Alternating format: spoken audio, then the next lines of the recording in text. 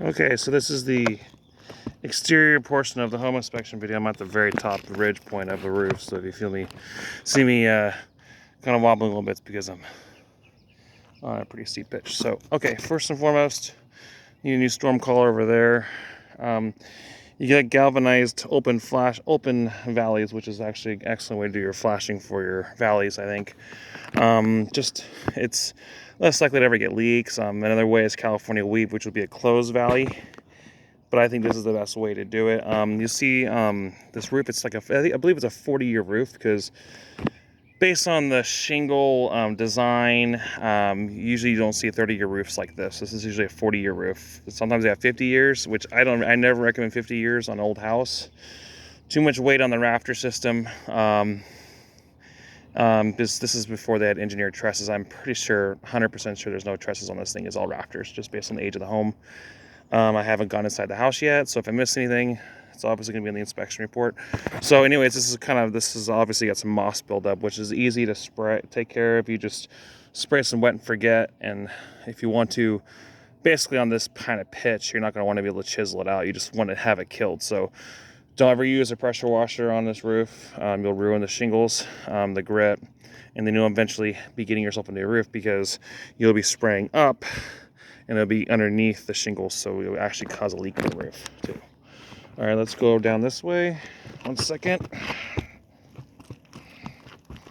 And then we'll go around the outside of the house. Okay, so let's kind of like let's go look at this. Obviously we can cover up this vent cap. I believe I'll have to look underneath what that was originally for, but I'll have to look again. So first and foremost, it is just a patio cover, but you're not supposed to do a 3-tab dimensional roof pattern on anything less than a 3 and 12 pitch. If this was the inside of a house, I'd be very concerned, just because they do leak if you have it like this. So, I mean, honestly, if we went over it again with 3-tab, I'm sure it'd be just fine. Or do asphalt roll shingles across over and then 3-tab again, or dimensional and match this. A lot of times they do that as an underlayment, but this technically it's not what you're supposed to use as your single layer. Over there you can see we have some open flashing that can easily be fixed.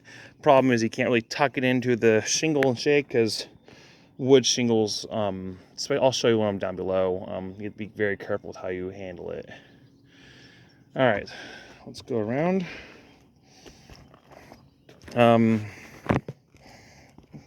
Overall, this house is in pretty good shape, actually. So obviously it was good to see the fascia actually off from touching the roof. I see that all the time, where it's literally sitting on the roof, and then you'll see the ends just rot away, because they won't properly flash it. So water will just get this way, or they run the roofing so far, then water just comes here and rots the fascia. We got missing siding under here. Probably the best way to do it is just probably get some T111, or not T111, but just some 5/8 siding, paint it brown, because it's going to be really impossible to just try to get the shingle and shake look without looking bad for that kind of angle, based on that roof going over the, I guess you can call this a mansard roof design. I'm not really an architect, so I just call it a gable pretty much. All right, we're gonna go down this way. Like I said, there's pretty good flashing around here. Obviously have your gutters cleaned. I'll show you an area where obviously gutters were not cleaned, and then it caused some issues. So you got step flashing going to the valley flashing, open flashing, like I said. Open galvanized flashing over here. I imagine that board was once replaced right here recently, because that is a area where, let's see, yeah, it's still just a hair up. It's a little loose, so that's probably water got behind there.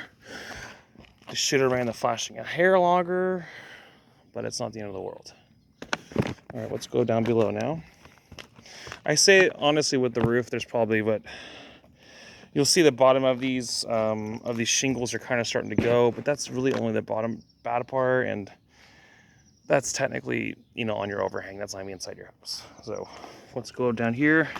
This kind of roof is mostly going to be about just trying to maintain what you have, which is you're going to have moss issues. Okay, so let's go around here.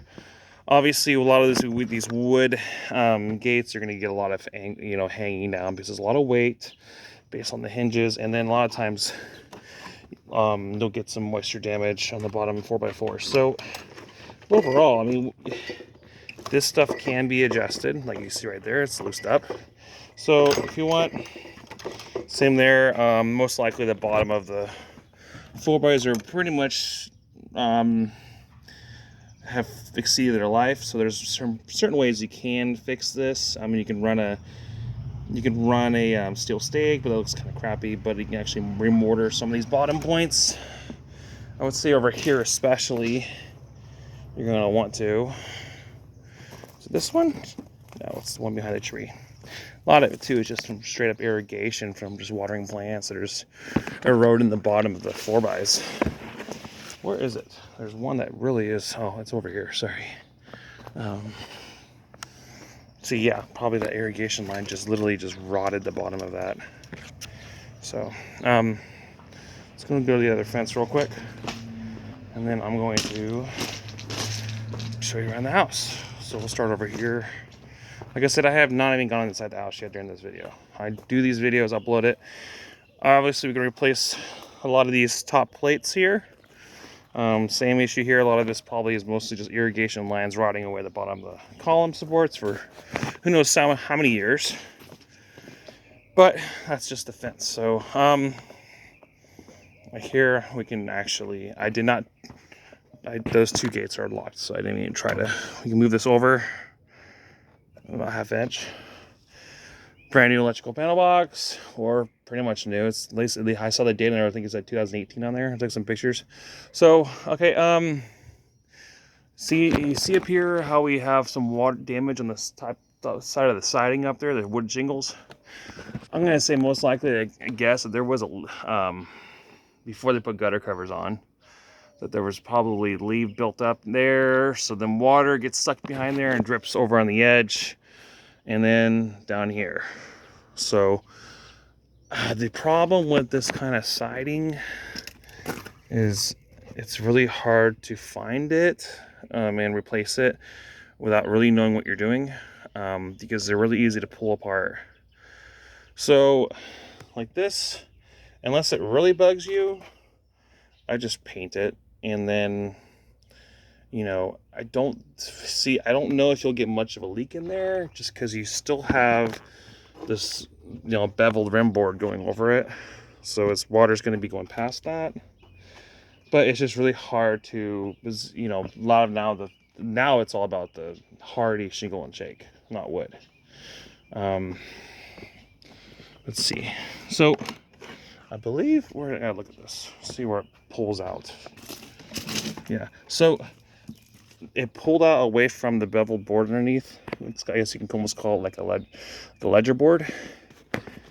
I would not recommend trying to push it back in. You will snap these shingles, wood shingles. They're very fragile, so you're just gonna leave it as is.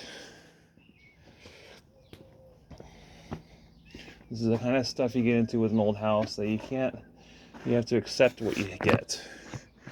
All right, let's keep going around here. Overall, like really good drainage. I would have put flashing against the bottom of this, but they really didn't do that back then. So that's why you'll see. But you're also going to see points where they do that. You would still have rotted or moisture damaged wood shingles, even if you put flashing there. So it's just part of the deal with shingles, is that a lot of you have exposed ends, and it's not like your normal T111 where this kind of thing you have so many endpoints that are exposed that is noticeable if you have damage, which you would never see on lap siding. So let's go to the deck here. Your Trex decking, which is done correctly, you always face nail the ends, And then you use the Trex spacing system, which is 3/16 or 1 inch, and then you use the screws, not nails, screws in between. I've seen it before many times. I saw it last week where they would even use that. They would just screw the top of the Trex board, like down there, I'll show you, and then they mushroom it, and then it looks like crap. They should just follow directions. So this is obviously done by a contractor professional. I kind of like this too because I do it the same way. I do not trust the spacing systems on the end, so I will actually do the same thing. Is actually countersink the screws, pre-drill. Sometimes it's hard. You get a little bit of a belt. You do sometimes get mushroomed a little bit. It's really easy for it to get away because they pull away easily through the Trex, and then you screw the ends. They have like a steel column support system underneath. Let's see right here, which is very interesting. I've never seen that before. It's almost like an engineer built this deck. So your pressure treated joists, hangers are tight. Looks like Z hangers, Z galvanized hangers, which is everything is good. So either way, this home has been well taken care of. You can even see things where it's tightened. So it's almost like the person who owned this really was very anal. So you see how we got rotted on this. You can call this a kind of like a transition board here. Ledger, what do you call it, skirt board. Well, obviously this is mostly damaged just because you have short overhang, water hitting that. Let's go down here. Obviously you need a safety rail across here. I just recommend just getting more hog wire. Go down that. Hog wire already gives you the 4-inch on center or 4-inch spacings.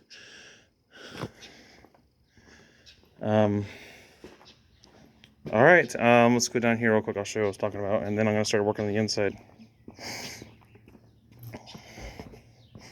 Like I said before, if I miss anything, it's obviously going to be on the report. It's just, this is mostly just a reference.